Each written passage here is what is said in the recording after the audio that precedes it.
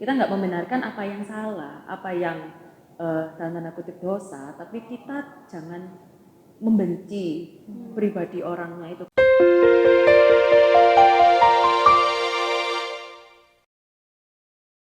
Shalom sahabat semua, welcome back to History Channel dalam spesial Kepo Kehidupan Pertemuan Rohani. Hari ini kita bakal ngepoin kedua narasumber saya. Kita kedatangan dua tamu spesial, yaitu Guda, guru muda. Boleh langsung perkenalkan diri dong. Dulu.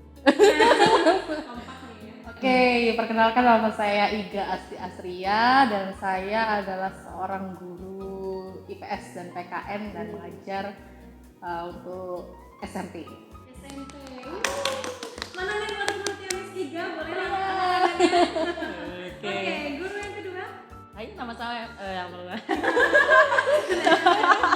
nama saya Monica. Saya guru bahasa Inggris untuk sekolah dasar. Sekolah dasar. Mana nih murid-murid Miss Monica? Karena guru Inggris, boleh dong introduction-nya in English dong. Hello. Udah dong. In English dong. Okay. In English.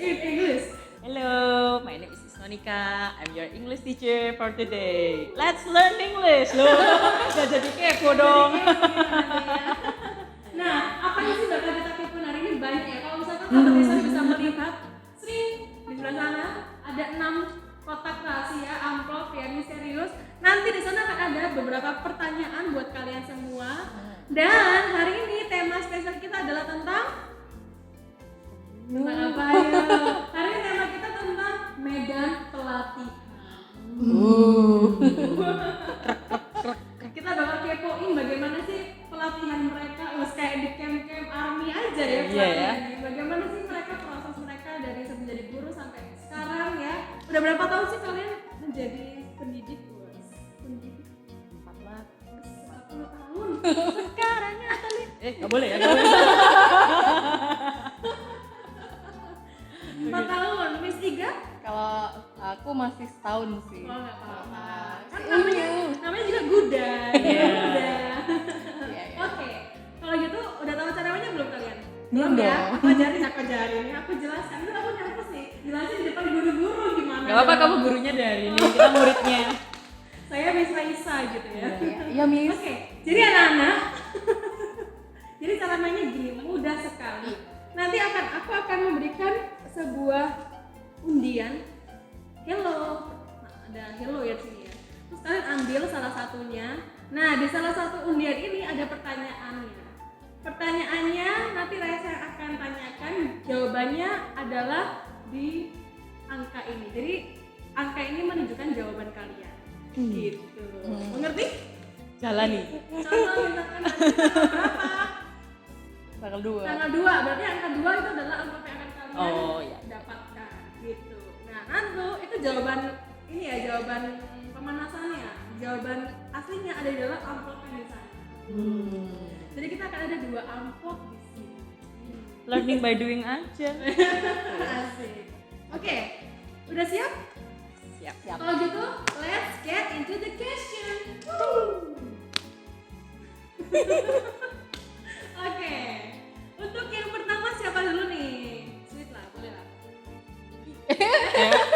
Jadul mah, jadul. Ayo, Rock, paper, scissor. Oke, Miss Monica dulu. Loh. Oke. Apa deh? Yang menang mau duluan atau kasih? Duluan kayaknya. Dapat apa kasih ya? Oh. Angka? 2. 2. Apakah ada di sana 2? Tentu saja Tidak. Pertanyaan nomor 2. Siap ya? Pada hari keberapa? Ayo, pada hari keberapa Allah? kok aku yang duduk ya? Pada hari keberapa Allah menciptakan langit dan bumi? Kalau nggak salah 5, 3. Langit dan bumi. Oh, man. Langit dan bumi. Tiga. Yakin? Iya. Enggak. 5 apa 3 sih? 5 apa 3? Langit dan bumi loh. Langit dan bumi loh. 5 deh. 5. Tuhan menciptakan berapa hari? Kalau langit dan bumi Oh iya benar juga. 3. 1 7 8. Aduh. Hebat kan aktingku? Ya, gimana? Jadi Tuhan menciptakan, Allah menciptakan langit dan bumi pada hari ke 1. Baiklah. Satu. Kita lihat apakah pertanyaannya. Ini kok jadi kayak cerdas, ini ya cerdas cerdas. Bagian kita gini banget ya. Pertanyaannya. Oke. Jadi jawabannya mana? Itu ada di sana. Ya. Apa sih nilai-nilai yang selalu kamu ajarkan ke anak-anak selain hal akademis? Oke, boleh langsung jawab ya? Kak? Boleh. Oke, kalau nilai-nilai yang diajarkan ke anak-anak pastinya adalah nilai kebenaran. Ya, kebenaran. Kebenaran yang seperti apa? Yang pertama adalah kasihilah Tuhanmu dengan segenap hati, kekuatan dan pikiranmu yang pasti. Dan juga yang kedua yang tidak sama kalah pentingnya adalah kasihilah sesama manusia seperti dirimu sendiri. Seperti itu. Ya, karena itulah diingini Tuhan untuk kita lakukan seperti itu. Lalu katakan ya jika ya, katakan tidak jika tidak, karena sepertinya datang dari si jahat. Oke sih, itu kan. Oke, itu hal yang kalau diajarkan, tapi itu kan kelihatannya, oh iya, aku akan mengajarkan kebenaran, tapi pada kenyataannya bisa nggak kayak gitu? Mengajarkan kebenaran. Bisa sih, bisa aja. Implementasi gimana? Implementasinya adalah pasti kita mengatakannya ya, seperti kata firman Tuhan juga kan pernah bilang kalau kita harus mengajarkan itu berulang-ulang, otomatis harus dikatakan, tapi lebih daripada dikatakan harus dilakukan. Karena apabila seseorang tuh yang mengatakannya pun tidak bisa melakukan apa yang dia katakan, berarti dia juga bohong dong, gitu kan. Menjadi buku yang terbuka artinya berarti kamu juga melakukan apa yang menjadi kebenaran itu sendiri, menjadi pelaku firman itu sendiri, seperti itu. Oke, luar biasa ya. Oke, saya simpan. Yes.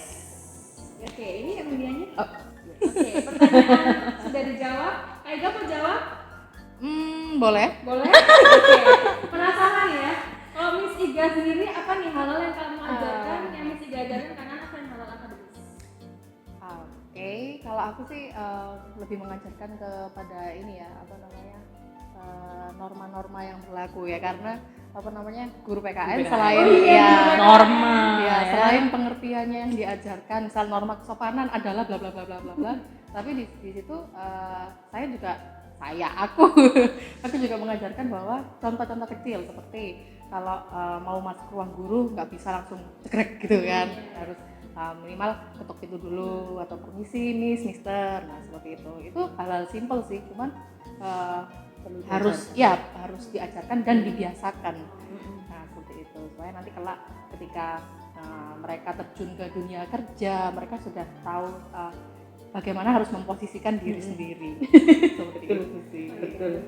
Karena juga pendidik ya, kan mendidik anak-anak yang mungkin masih remaja, masih kecil, yang mungkin bagi kita yang udah dewasa tuh tahu hal yang wajar. Tapi untuk umur-umur mereka mungkin mereka nggak ngerti norma-norma seperti itu, makanya itu juga penting ya, selain hal akademis, nilai-nilai dalam kehidupan pun seorang guru itu adalah tanggung jawab mereka untuk mengajarkan anak-anak. Kadang kita itu ya juga lupa loh Kak. Kita kan udah dewasa nih, tumbuh dewasa ya. Kadang kita itu juga sebagai guru itu ya juga gini aja kok nggak bisa. Dalam hati itu maksudnya kayak ini tuh kan hal yang umum gitu ya, bukan gini aja kok nggak bisa. Ya itu tugas kita sebagai guru ya. Tapi kayak ini kan hal yang umum seperti itu kan. Tapi ternyata ya kalau di flashback yang ngajarin kita sendiri itu juga guru, gitu loh. Ngomong gurunya kita, ini diketuk dulu ya kalau mau masuk, seperti itu. Jadi ya memang ya ini juga refleksi juga buat kita guru gitu kan, itu ya harus diajarkan gitu loh, gitu. Nah itu sih tambahannya. Luar biasa ya. Oke, kita lanjut ke pertanyaan selanjutnya. Silakan Miss Iga langsung ambil. Oke. Permisi ya Ibu. Nomor berapa Kak? 3. Oh gampang ini, gampang. Nomor 3 jawabannya adalah apa? Belum. Berapa lama Esther berpuasa? Ayo berapa? Sama dong kayak angkanya. 3. Berapa? 3. Silakan diambil pertanyaan nomor 3. Oke, sini dulu. Ini kayak pertanyaan dalam pertanyaan, jadi kayak namanya juga guru ya, kita melatih menguji ya. Banyak pertanyaan, karena mereka sering mengajukan pertanyaan ke anak-anaknya kan. Sekarang gantinya mereka dikasih pertanyaan banyak. Kangen juga jadi murid ya. Ada nggak kejadian tak terlupakan yang membuatmu belajar dari anak-anak yang kamu didik? Ada, pasti ada ya. Jadi selain kita mendidik itu kita juga terdidik di situ. Jadi kejadian yang tak terlupakan itu pada saat ini sih, awal-awal dulu pertama kali masuk jadi guru, itu aku sudah ada miskomunikasi begitu antara aku dengan murid dan juga murid dengan orang tuanya, seperti itu. Nah, kalau ini sih, jadi kayak Iga dulu tuh kayak merasa, oh aku guru paling bener. Aku guru tuh nggak pernah salah gitu loh mendidik muridku. Kalau aku melakukan ini ya demi kebaikan muridku, tetapi di situ aku tidak melihat situasi dan kondisi yang ada gitu ya. Jadi kayak aku selalu membenarkan diri tanpa melihat bahwa oh sebetulnya kasusnya tuh harusnya kayak gimana ya, kasusnya itu harusnya tidak semerta-merta harus aku selesaikan dengan egoku.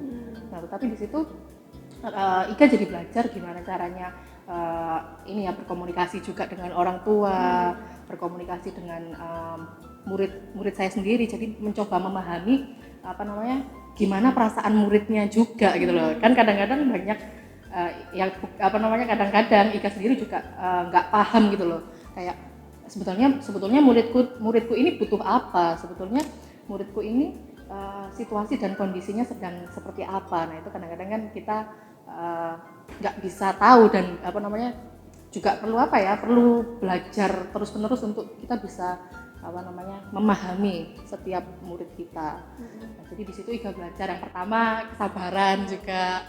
Iga belajar tentang kesabaran, Iga belajar tentang gimana caranya memahami orang lain. Terus di situ juga Iga belajar tentang cara mendidik juga. Jadi kalau Iga awalnya merasa oh jadi guru gampang lah, cuma tinggal babi bu ngomong gitu kan ya, menjelaskan, tapi ternyata menjadi guru itu juga butuh seni. Jadi kita harus benar-benar tahu porsi yang seimbang untuk murid-murid kita, porsi yang pas, seperti itu sih. Menjawab nggak ya? Menjawab ya. Jadi kita sebagai pendidik kita sebagai pendidik itu nggak cuma yang hanya mengajari saja supaya teman-teman ya, ternyata juga bisa dari sebuah kejadian itu juga belajar banyak hal dari anak yang dididik juga.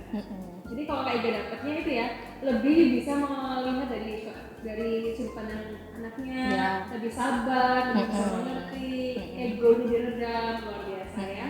Penasaran nih kalau Muslim gimana? Tapi setuju sih, no it's not enough, we need to apply.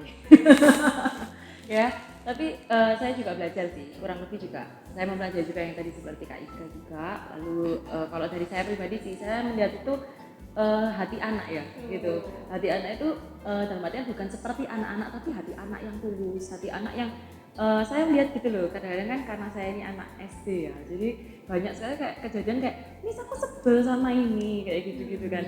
Tapi nggak lama gitu istirahat, udah makan bareng, ya, udah makan bareng, udah kayak ya nggak ngomong gitu ya, dalam hati cuma akhirnya ada hai, what are you doing gitu kan biasanya, terus we're eating Miss gitu kan. Jadi kangen ya. Jadi ini iya, jadi akhirnya we're eating, terus kayak ya saya juga kayak gitu cepet banget ya balikannya ya kayak gitu kan ya, tapi memang itulah adanya gitu kan, itulah yang diminta sama Tuhan ketika kita itu kita tidak mengiyakan hal yang tidak benar. Ini kita bicara tentang hal yang dewasa ya gitu. Kita nggak membenarkan apa yang salah, apa yang dalam tanda kutip dosa, tapi kita jangan membenci pribadi orangnya itu, karena setiap pribadi yang kita lihat itu sebenarnya ciptaan Tuhan dan Tuhan tuh sayang sama mereka. Kayak gitu loh. Jadi itu sih yang saya pelajari. Dan yang kedua itu memang sebagai seorang guru tuh biarlah kita itu menjadi seperti orang-orang yang membawa mereka itu kepada Kristus. Bukan menjadi murid-murid yang ketika anak-anak datang lalu akhirnya mereka menghalangi, membuat pagar. Entah itu dengan sikap kita yang mungkin kita ngomong ya kayak tadi Kak Raisa tadi itu loh Kak, bisa nggak sih diterapkan kebenarannya gitu kan? Bayangkan aja nih Kak ya, kalau kita waktu itu Monica itu pernah ada di dalam posisi yang saya tuh lagi sebel sama orang, gitu ya. Saya lagi sebel banget gitu. Tiba-tiba keluarlah kata-kata dari saya waktu itu ngajar di satu kelas itu kan. Kita tuh harus belajar mengampuni, tiba-tiba keluar kayak gitu kan. Nah, saya tuh kayak semacam kayak kok saya bilang ini ya gitu kan. Soalnya saya tuh nggak bisa orangnya. Maksudnya ketika saya tahu itu kebenaran gitu ya, saya nggak bisa untuk pasti kayak ada Roh Kudus itu yang bilang kayak kamu tahu kan ini kebenaran, kamu sudah ngomong loh gitu kan, kamu sudah ngomong, masa kamu nggak ngelakuin, kayak tertuduh sendiri gitu, akhirnya ya ngampuni kan, ngampuni, ya kembali lagi ke situ. Jadi jangan sampai saya ini yang malah menutup akses mereka untuk mengenal kasih Kristus. Itu doa saya tiap hari ya kayak gitu loh. Ubahkan hati saya Tuhan supaya saya itu menjadi orang-orang yang memperkenalkan kasih Kristus dalam hidup saya, dalam semua apa yang saya punya, pakai kayak gitu loh. Jangan sampai saya menjadi penghalang untuk mereka tuh menjumpai Engkau. Gitu sih. Ya. Jadi sebagai pendidik itu nggak cuma kita tuh peduli hanya dengan sebatas nilai dari akademisnya aja, tapi di sekolah itu mereka justru bertumbuh beranjak dewasa tuh di sekolah itu, dan justru figur guru lah yang akan membentuk mereka juga secara nggak langsung. Jadi maka dari itu penting ya teman-teman yang lihat, mungkin nggak cuma sekedar kita peduli sama pentingin nilainya mereka, harus mengerti pelajaran, tapi dalam kehidupan sendiri kita lah yang bisa punya kesempatan untuk memberikan hal kebenaran itu. Holistik ya Kak ya. Iya, satu kesatuan utuh gitu. Nggak cuma sekedar akademis, kehidupan, nilai-nilai, norma, kerohanian itu juga kita punya kesempatan untuk itu. Luar biasa. Jangan sampai kelewatan. Ya, jangan sampai kelewatan. Oke, kita akan lanjut ke pertanyaan selanjutnya. Silakan. Tereng. Nomor 4 tidak ada di sana. Nomor 4. Wah, ini berkaitan dengan anak-anak. Kira-kira apa? Kawan-kawan, berapa jumlah roti? Gampang lah, roti yang diberikan anak kecil itu. Ayo. 5 roti. Gampang banget ya. Silakan diambil amplop nomor 5.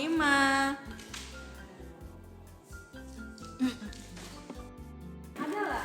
Pernah nggak dalam perjalanan kamu ingin berhenti atau pergi? Kalau iya jelasin ya, kalau enggak yang buat pertanyaan sengaja. Apa yang membuatmu tetap setia? Oke ya. Kalau dalam perjalanan ini terutama dalam ini ya panggilan mengajar ya. Enggak mengajar. Pernah nggak mau berhenti? Waktu itu pernah sih Kak, ada satu momen itu saya memang pernah ingin berhenti, tapi waktu itu tuh yang problem itu sebenarnya diri saya. Gitu, yang problem itu diri saya karena jujur ya, ketika kita itu menggenapi panggilan Tuhan, itu pasti ada perlengkapan yang dari Tuhan, tapi juga pasti akan ada kebaikan Tuhan yang kadang kita itu harus jalani di dalam sebuah keremukan daging. Keremukan daging. Kretek gitu ya. Nah, tidak semua orang mau menjalani proses yang keremukan daging ini tadi gitu loh, karena memang nggak tahan Kak ya. Kita udah misalnya kebiasaan kita seperti apa dan lain-lain seperti itu. Makanya tapi percayalah kalau kita setia ya kita pasti akan merasakan yang namanya Tuhan itu besar, kita semakin berkurang dan itu baik. Nah, waktu itu sekedar cerita aja nih Kak. Waktu itu saya tuh sempat pernah ada di posisi yang waktu itu saya merasa banget, aduh, yang ini nih kelemahan yang paling saya tuh gak bisa deh kayak gitu kan. Kelemahan itu tuh kelemahan yang bikin saya tuh intinya nggak enak sama orang lain seperti itu. Nah, saya berusaha banget untuk tidak sampai pada titik itu gitu loh, tidak sampai pada titik itu. Tapi ternyata ya tidak ada yang tersembunyi ya di dalam Kristus ya gitu kan. Apalagi kalau itu kebobrokan hati kita, pasti Tuhan itu terlalu rindu bukan untuk membuat kita menderita, enggak, tapi itu penyakitmu. Ayo aku ambil, aku obati gitu loh. Tapi ya namanya operasi ya Kak.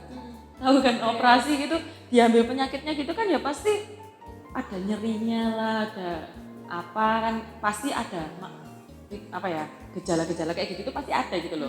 Nah, waktu itu saya ngalami itu, jadi saya waktu itu sempat punya pemikiran yang aku mau kalau nggak sakit, gitu kan. Aku mau kalau nggak sakit, tapi juga di sisi yang lain itu tuh ada roh yang terserahlah Tuhan, pakein lah, paling Tuhan nanti selamatkan aku lah pasti gitu kan. Aku nurut aja guys gitu kan. Gejolak ya. Terus akhirnya ternyata waktu itu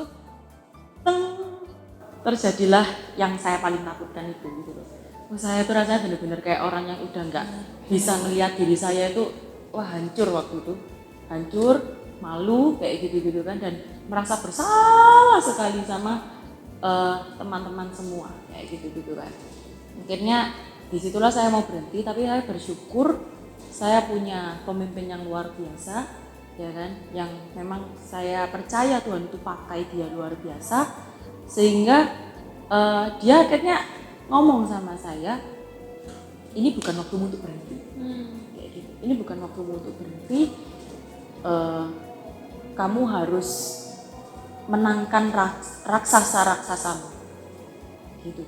Jadi waktu itu saya juga akhirnya saya juga sadar gitu loh, kayak iya ya, ini bukan untuk dinabubukkan terus nih, ini penyakit tuh, ya kan. Pilihan di tangan saya, mau pulih atau enggak, mau pulih cepat atau mundur, kayak gitu-gitu kan. Karena sebelum background ini pun Kak, saya tuh juga sempat seperti Yunus ya, Yunus yang udah dikasih tahu harus pergi ke sini, tapi ternyata enggak, aku nggak mau ke situ gitu kan ya. Sempat Tuhan izinkan saya boleh gitu kan ke tempat yang saya rindukan gitu ya. Tapi ternyata akhirnya tidak seperti, endingnya nggak seperti harapan saya gitu loh. Jadi bersyukur saya sudah punya fondasi itu, sehingga ketika saya benar-benar mau masuk ke dalam panggilan saya yang Tuhan tempatkan, yaitu saya mengajar, saya selalu ingat itu. Kayak kalau mau berhenti itu kayak Tuhan dulu selalu bilang, kamu mau kemana? Gitu ya. Kamu mau kemana? Lupa kamu kejadian yang itu. Emang bisa kayak gitu, emang lebih bahagia kah menghindar seperti itu gitu loh. Jadi akhirnya I have no choice. Emang harus jalan yang ini gitu kan ya. Dan ya memang sesuai kebenaran firman ya, memanggul salib, menyangkal diri, ya itu memang porsi kita Pak. Gitu sih. Luar biasa ya. Tapi waktu itu cuma kepikiran aja atau udah pernah nih, udahlah bodo amat, Sudah gue mau pergi. Oh, sudah berucap Kak. Oh, tapi kan berucapnya kan ke pemimpin kan. Nah itu, tapi pemimpinnya karena dipakai Tuhan itu tadi, jadi akhirnya melek lah saya. Kembali lagi nggak jadi. Pemimpin tuh pengaruhnya berpengaruh ya. Saya kayak sangat Saya bisa iya, menjaga kita. Pemimpin yang di dalam Tuhan. Ya? Benar. Pemimpin yang dipakai oleh Tuhan ya kan. Saya bersyukur sih pemimpin saya benar-benar sudah mengenal Tuhan seperti itu kan, dan dia dipakai Tuhan luar biasa, dan saya bersyukur saya kenal dia kayak gitu, supaya apa ya, kita nggak bisa lah kenal Tuhan sendiri, bisa sih, bisa, tapi prosesnya tuh lama gitu ya, lama gitu. Kita perlu orang yang satu step aja, nggak usah yang sempurna deh, satu step aja lebih dewasa dalam kerohanian untuk menjaga kita. Kita belajar dari dia, kita belajar dari hidupnya dia, nggak cuma baik-baiknya aja, tapi juga dari kekurangannya dia dan lain-lain, untuk kita itu bisa mengenal Tuhan. Saya percaya kok itu ada karena dia, itu ada di Alkitab ya, kayak gitu-gitu. Jadi ya kan, amin lah. Lalu akhirnya gimana setelah diomongin gitu sama pemimpin, apakah Kak Miss Monica ini tanggapannya levelnya kesel atau langsung sadar gitu? Gimana? Saya waktu itu tuh langsung ini ya, langsung Tuhan. waktu itu ya itu tadi karena sudah mengalami sebelumnya ya. Karena sudah mengalami sebelumnya, dan memang Tuhan tuh bicara. Jadi apa ya, saya merasa sih lewat pemimpin saya Tuhan itu berbicara gitu loh. Jadi pemimpin itu ngomongnya tuh mungkin cuma singkat gitu ya, singkat, tapi kayak saya tuh merasakan Tuhan itu tuh ngomong itu tuh detail sama saya. Ya kayak tadi saya bilang gitu loh, detail sama saya. Jadi akhirnya saya tuh juga akhirnya aku ini ngapain gitu loh. Dan ternyata walaupun kelihatannya itu seperti aku ini gak mau nyusahin, aku ini sudah bersalah, aku nggak layak ya, kayak gini gitu. Tapi sebenarnya itu kesombongan sih itu sebenarnya. Gitu loh. Bisa kesombongan Kak? Kesombongan dong, karena sebenarnya kan dalam hati yang terkecil kan saya nggak mau diproses gitu kan, saya nggak mau kelihatan jelek, saya nggak mau saya nggak mau kelihatan malu, karena apa ya, karena bagi saya ya apa ya, nggak ada kamus malu dalam hidup saya gitu kan, nggak ada kamus malu dalam hidup saya. Itu apa artinya ya, sombong gitu kan. Kita nggak percaya seutuhnya sama Tuhan, mau itu dimanifestasikan dalam artian sombong ke atas atau sombong ke bawah, intinya tuh sombong karena nggak percaya sama jalan Tuhan itu 100% dalam hidup kita gitu loh. Mau kita memanifestasikannya dengan cara aku nggak layak, aku nggak bisa, aku nggak punya apa-apa gitu kan ya, atau sebaliknya aku bisa tanpa Tuhan, aku ampun ya Tuhan, aku bisa tanpa Tuhan, aku punya ini. Sebenarnya tuh sama, nggak ada yang lebih baik gitu loh Kak. Ya semuanya tuh sebenarnya sombong kayak gitu loh. Oke, jadi itu tadi ya cerita dari Miss Monica, perjalanannya dalam panggilannya, pernah juga ternyata ya mengalami masa-masa ups and down. Jadi teman-teman mungkin anak-anak yang di luar sana mungkin juga pernah mengalaminya, jangan khawatir, kamu nggak sendirian, kita berjuang bersama-sama. Yang penting kita harus belajar bahwa jangan sampai kita mengambil keputusan dari emosi sesaat aja.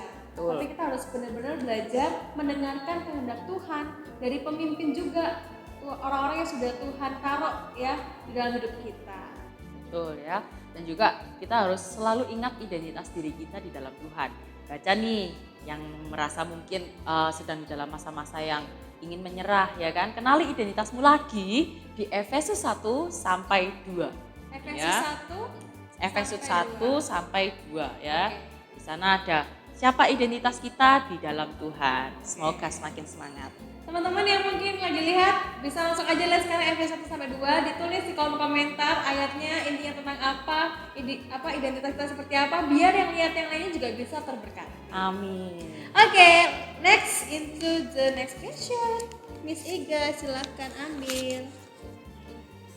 Nomor berapakah yang didapat Miss Iga? Pasti nggak ada. 6. Enam Oke. lagi. Nomor 6. Ceng. Nomor 6 pertanyaannya adalah, ini sangat susah, pertanyaan paling susah. Enggak ya? Angka berapa sih yang paling sering muncul dalam Alkitab? Tahu nggak?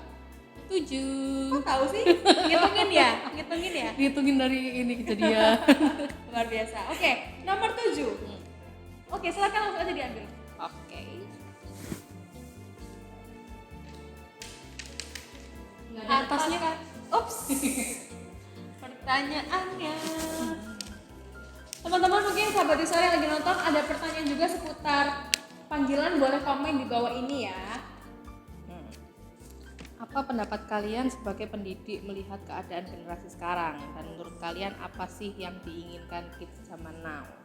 Kalian ya? Berarti Berdua. Oke. Ini langsung jawab langsung. atau mau cemon dulu? Nah, yang dapat dulu dong. Oke. Nah, pendapat sebagai pendidik ya. Didalami dulu, diresapi pertanyaannya. Iya, untuk generasi sekarang ini adalah kalau aku melihat itu saat ini tuh generasi yang ini ya.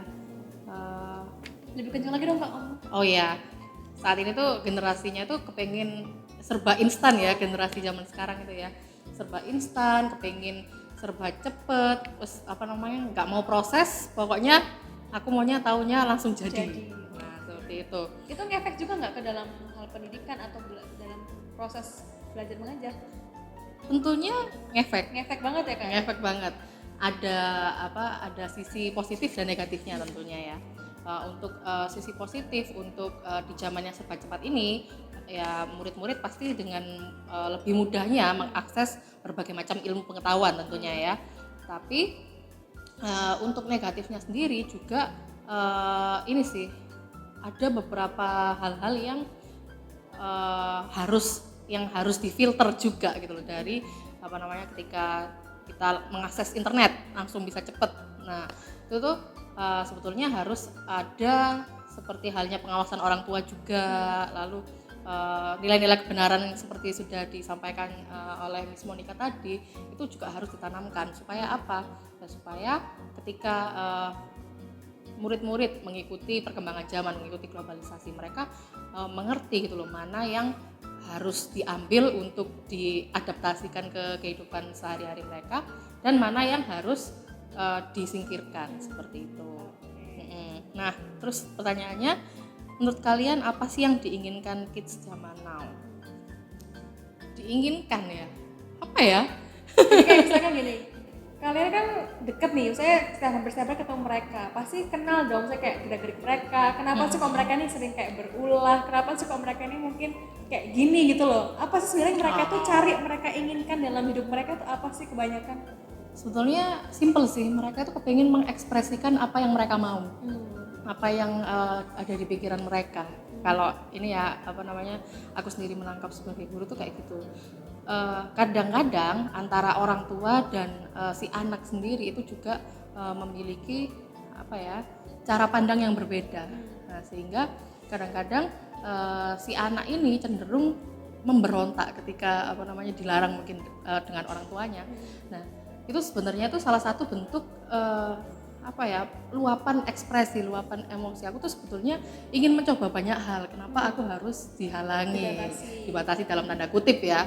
Nah, jadi ya itu sebenarnya yang diinginkan adalah mereka bebas, tapi bebas di sini mereka juga istilahnya belum sepenuhnya mengerti tentang makna kebebasan yang sesungguhnya. Nah, makna kebebasan yang sesungguhnya sendiri juga bukan berarti bebas itu tidak ada ketetapan dan peraturan. Nah, tapi bebas di sini juga perlu ada yang namanya ketetapan dan peraturan untuk melindungi mereka sendiri juga. Gitu sih. Kalau dari versi Miss Monica? Kalau dari saya pribadi nih ya, kayak saya generasi yang sekarang ini, ya saya sering baca ya Kak. Keadaan generasi sekarang ya. Generasi sekarang saya mau ucapkan ke kalian generasi yang tangguh. Ya, kayak tangguh ya. Tangguh kenapa? Karena jujur ya kan, saya kita kadang itu juga perlulah ya, kita itu melihat dari sisi mereka gitu loh. Kita posisikanlah diri kita sebagai mereka. Di zaman sekarang ini anak-anak kurang lebih ya kan, mereka itu adalah generasi X sampai Alpha. Ya, yang dimana mereka waktu lahir mereka sudah kenal yang namanya gadget, dan orang tuanya sendiri juga udah kenal gadget dong, ya kan. Sehingga pasti ada perbedaan gitu kan, dari gaya styling parenting dan lain-lain ya kan. Nah, di sini saya mau kita sama-sama empati aja deh sebelum saya bahas tentang harapan atau apa yang tadi ini, yang kedua. Apa yang diinginkan oleh kids zaman now ya. Mungkin global jadi satu gitu ya. Mereka ini dihadapkan pada situasi yang nggak mudah loh Kak. Situasi yang nggak mudah itu kenapa? Karena begini, kita sebagai orang-orang yang hidup di generasi yang sudah dalam tanda kutip lebih individualis daripada dulu, ya. Oh, nggak ketemu juga ada video call, padahal sebenarnya video call sendiri juga punya kekurangan-kekurangan yang tidak bisa dijangkau dengan tatap muka langsung seperti itu, ya kan? Dan juga lebih individualisnya tadi itu memang itu kenyataan sih, itu memang terjadi ya kan. Nah, sehingga akhirnya anak-anak ini pun banyak kali mereka itu mendapatkan jawaban dari usaha mereka sendiri, dari internet ya. Akhirnya kan saya juga sering ya banyak menampung gitu, bagaimana ya supaya enggak kecanduan internet dan lain-lain seperti itu. Nah, sekarang ayo yuk kita sama-sama merefleksikan ya, saya sebagai guru, mungkin orang tua maupun orang-orang yang mungkin diberi kesempatan untuk bersama-sama dengan anak-anak maupun remaja-remaja ya. Apakah kita itu sudah memberikan mereka itu ruang untuk mereka itu bertanya dan itu benar-benar didengarkan. Jadi nggak hanya sekedar cuma sambil lalu gitu loh Kak, kayak gitu. Karena pasti ya mereka tahu gitu loh siapa mana yang benar-benar hadir waktu itu dan siapa yang hanya terkesan hadir seperti itu pasti kelihatan dan pasti terasa. Sehingga jangan hanya melihat hasilnya aja, loh kok kecanduan game, kok seperti ini. Jangan-jangan game dan internet telah menjadi jawaban menggantikan Anda yang seharusnya punya posisi yang istimewa dan spesial. Peran Anda besar di sana untuk mereka, mendampingi mereka. Seperti itu. Nah, di sini apa sih yang sebenarnya diinginkan oleh kids zaman now?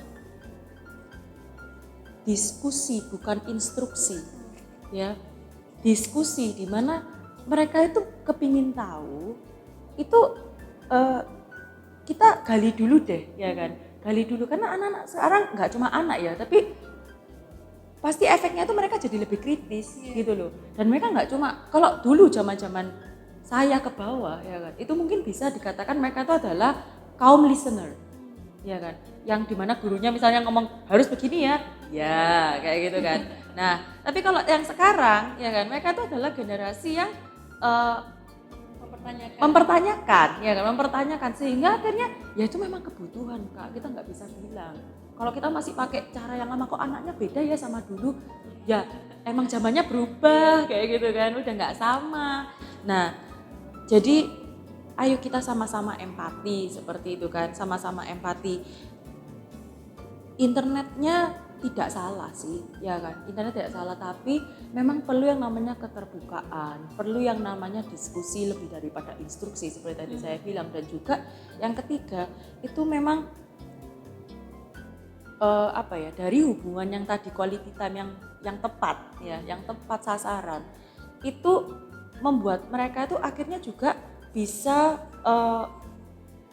punya filter Kak, punya filter yang itu tuh justru lebih penting daripada sekedar menutup internetnya gitu loh. Kita nggak pernah tahu apa yang mereka hadapi, kita nggak selalu sama-sama dengan mereka ya kayak gitu. Tapi ketika mereka itu sudah tahu mana yang benar, mana yang tidak dan lain-lain seperti itu, ketika ada hal yang tidak sesuai dengan kebenaran menyerang mereka, harus mereka hadapi sendirian, mereka nggak akan jadi generasi yang goyah. Mereka akan jadi generasi yang tangguh, mereka akan menjadi generasi yang tidak hanya sekedar luarnya keren ya, tapi ternyata dalamnya masih berantakan. Ini saya ada kemarin tuh dapat ya kata-kata dari seorang psikolog bagus. Kita tuh seumpama memberikan mereka tuh limusin ya, yang isinya tuh bensin dan mereka disuruh nyetir sendirian. Kamu harus bisa gitu. Jadi yang di bawah sudah mentereng nih Kak, limusin gitu ya. Tapi ternyata mereka tuh, ya tuh kita biarkan mereka kayak gitu loh. Nah harus ada yang mendampingi di sebelahnya, harus ada yang ngasih tahu mereka kayak gitu loh. Dan ya inilah, jadi menurutku ya kan, yang diinginkan generasi saat ini tuh apa? Understanding. Karena nggak mudah jadi mereka itu, ya kan. Ketika mungkin keadaan di rumah mungkin nggak kondusif, ya kan. Keadaan di sekolah kondusif nggak? Puji Tuhan kalau kondusif, ya kan. Puji Tuhan kalau dia menemukan orang yang bisa mendirect dia pada hal yang benar gitu. Kalau misalnya nggak ada sama sekali, jangan salahkan mereka juga kalau mereka akhirnya melihat dari budaya-budaya yang ada, gitu loh. Karena apa yang mereka lihat, ya kan, dan itu menjadi kebenaran yang dominan, ya, otomatis ya seperti anak yang pakai limusin tadi, dia kan merasa ya mungkin itu kebenarannya. Seberapa kita peduli dengan generasi yang sekarang ya, kayak gitu. Oke, kita lanjut ke pertanyaan selanjutnya, Miss Monica. Pertanyaan terakhir untuk Miss Monica. Yes. Nomor 5. Berapa jumlah talenta dalam perumpamaan seorang hamba itu yang dikasih talenta? Jumlahnya? 5 tambah 2 tambah 1. 8. Benar. Oke. Pertanyaannya adalah, sekarang kalau diberikan kesempatan, apa sih yang ingin kamu sampaikan ke anak-anak di luar sana, para pendidik dan juga orang tua? Banyak juga ya. Banyak ya. Oke. Jadi untuk yang pertama, anak-anak yang di luar sana, ya kan, kalian hebat, kalian luar biasa, karena kalian adalah anak-anak yang tidak menyerah dikala perubahan itu begitu cepat seperti ini ya. Kakak atau Miss tahu kalau ini juga nggak mudah karena Miss juga hidup di masa kalian ini ya kan, hidup di masa-masa yang berubah drastis ini gitu kan, banyak yang harus terjadi dan lain-lain, tapi kita percaya sama-sama Roma 8 ayat 28 bahwa segala sesuatu Allah turut bekerja di dalam segala hal untuk mendatangkan kebaikan bagi setiap kita yang percaya kepadanya. Oleh sebab itu senantiasa ingat apapun yang kalian lakukan sekarang, kalian kerjakan sekarang, jangan sampai kalian tidak melakukan sesuatu yang bisa menjadi berkat buat orang lain. Menjadi berkat itu gampang kok ya. Kau mau jadi YouTuber, jadilah YouTuber yang berdampak. Kau mau menjadi selebgram, jadilah selebgram yang berdampak. Atau ya kan, hal yang termudah, orang-orang di sekelilingmu, ya kan, sudahkah kamu membantu orang tuamu, sudahkah kamu mungkin ketika ada saudaramu yang bosan lalu kamu tidak membiarkan dia, kamu ajak dia mungkin bermain bersama atau mungkin yang lain-lain. Jadi berkat itu sangat sederhana kok, kita bisa ya. Lalu untuk para pendidik juga I feel you karena saya juga pendidik. Nah, saya mengencourage, ayo kakak-kakak, Miss dan Mister atau Bapak Ibu guru atau siapapun ya, para pendidik sekalian, jangan kita dirapuhkan oleh situasi yang terkesannya mengkungkung kita untuk berkarya. Justru di saat seperti inilah kita perlu hikmat dari Tuhan, kita nggak memakai pengalaman-pengalaman kita yang sudah-sudah, tetapi kita lebih lagi mengandalkan Tuhan di dalam perkara ini gitu.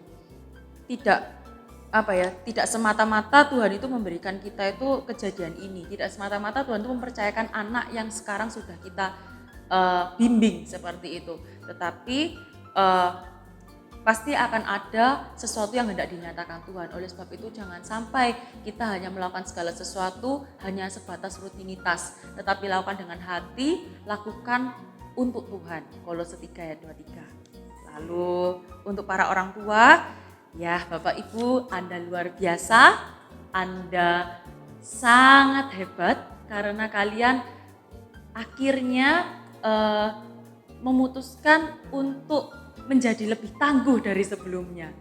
Saya percaya pasti ada banyak hal yang terjadi, ya kan, kondisi situasi di dalam rumah maupun banyak hal ya. Saya banyak lihat kalau dulu mungkin di tempat kerja bisa fokus, tapi mungkin kalau sudah di rumah akhirnya harus berbagi pikirannya dan lain-lain. Bapak Ibu, Anda luar biasa, Anda adalah alat yang Tuhan itu sudah tetapkan untuk menjadi cahaya di keluarga kalian. Tetap semangat, tetap andalkan Tuhan. Saya percaya Tuhan berkarya di dalam keluarga Bapak Ibu. Oke, sudah pesannya? Terima kasih Kak Monica untuk pesannya. Last question buat Miss Iga. Yeay, finally into the next last question ya. Nomor 1. Oke. Ada berapa? Gampang nih. Ada berapa sih jumlah buah-buah roh? Berapa? Kasih, sukacita, damai sejahtera, kesabaran, kemurahan, kebaikan, kesetiaan, kelemah lembutan, penguasaan diri. Ada 9. Langsung aja diambil. Pertanyaannya adalah Ceritain dong gimana perjalananmu hingga akhirnya memutuskan untuk menjadi seorang pendidik. Ya, panjang nih. Once upon a time. Ya, jadi untuk menjadi seorang guru atau pendidik itu memang cita-cita saya dari kecil, Kak. Tuh. Oh, emang udah cita-cita dari kecil. Ya, jadi dulu sempat mimpi saya tuh terhambat gitu, Kak. Terhambat karena banyak faktor ya. Sehingga saya tidak bisa kuliah spesial guru ya, SPD itu loh, pendidikan. Nah, tapi di situ saya benar-benar melihat sekali kemurahan Tuhan dan kedahsyatan Tuhan di situ gitu ya. Justru ketika saya sedang dalam masa terpuruk, sedang perekonomian keluarga saya juga bisa dibilang hancur begitu Kak ya. Saya dapat kesempatan untuk kuliah pakai beasiswa begitu ya. Nah, kuliahnya sih jauh gitu loh dari kata guru begitu ya, jauh sekali gitu. Saya kuliah jurusan akuntansi toh. Nah habis itu, tapi di kampus itu saya benar-benar diproses dan dipertemukan dengan orang-orang hebat. Nah dipertemukan dengan kakak pembimbing rohani saya, dan akhirnya kakak pembimbing itu kayak menunjukkan bahwa oh ini loh ada apa namanya ada suatu sekolah begitu ya. Nah kamu kalau mau coba silahkan gitu loh, coba-coba dulu. Kalau memang itu kehendak Tuhan, pasti akan ini ya, kayak dibukakan jalannya begitu ya. Nah setelah saya lulus, saya masih tetap oke kak gitu, nanti aku coba setelah aku lulus gitu ya. Begitu saya sudah lulus, itu selain jadi guru tuh juga ada tawaran kerja yang benar-benar menggiurkan juga kak ya. Nah tapi di situ ada satu hal yang kayak kuat banget gitu kak dalam hati. Ayo pilih yang guru, pilih sesuai dengan apa yang sudah kamu inginkan gitu ya, secara gampangnya gitu ya. Nah saya juga berdoa dan saya juga konsultasi ke beberapa orang gitu kak ya. Beberapa orang ada yang menjawab, ya kamu perhitungkanlah dari segi finansial dan segala macamnya gitu kan ya.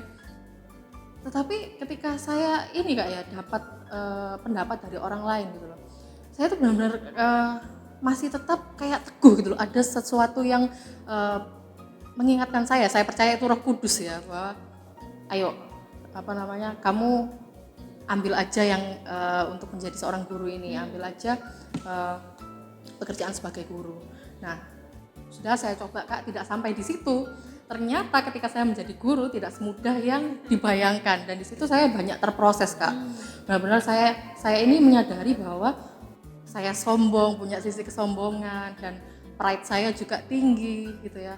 Saya diizinkan Tuhan mengalami berbagai macam pelajaran seperti halnya ditegur. Nah awalnya dulu pertama ditegur gondok kak, merasa kayak aku ini salah apa lagi gitu loh, salah apa aku ini, yang aku lakukan udah betul kok gitu, sudah sesuai lah sama standar gitu ya. Tapi di situ yang saya katakan tadi, apa yang kita harus benar-benar tahu gitu loh, apa yang menjadi kebutuhan murid-murid kita. Jadi menurut saya jadi guru ya udah, aku styleku kayak gini ya udah kayak gini. Tapi nggak kayak gitu loh. Ada beberapa hal yang harus benar-benar kita perhatikan ketika kita menjadi guru. Nah, dan di situ banyak sekali juga terproses tentang kesabaran juga, terus tentang penundukan diri juga. Bagaimana dimana saya harus benar-benar taat kepada pemimpin yang yang sudah dipercaya Tuhan gitu ya. Dan di situ saya dapat banyak sekali pelajaran. Oh ternyata selama ini aku ini orangnya kolot sekali gitu loh, kolot sekali. Ternyata aku ini orangnya gak mau diberitahu orang lain gitu loh, merasa paling benar. Nah puji Tuhan dari situ saya dibentuk Tuhan menjadi menjadi orang yang benar-benar mau belajar, mau dibimbing juga kak. Ya, saya percaya kalau dibimbing itu mengarahkan kita semua untuk mengenal kebenaran Tuhan. Dan saya percaya bahwa ketika Tuhan menempatkan saya di bekerja sebagai guru, Tuhan itu mau benar-benar mengubahkan hidup saya gitu loh. Tuhan mau benar-benar memulihkan saya dari segala luka, dari segala kesombongan, dan juga pokoknya keakuan gitu loh, dari segala keakuan yang Iga miliki gitu. Nah ya itu, jadi akhirnya saya benar-benar menghidupi, oh ternyata benar-benar ini Tuhan memanggil saya di tempat ini, memanggil saya sebagai guru, seperti itu kak.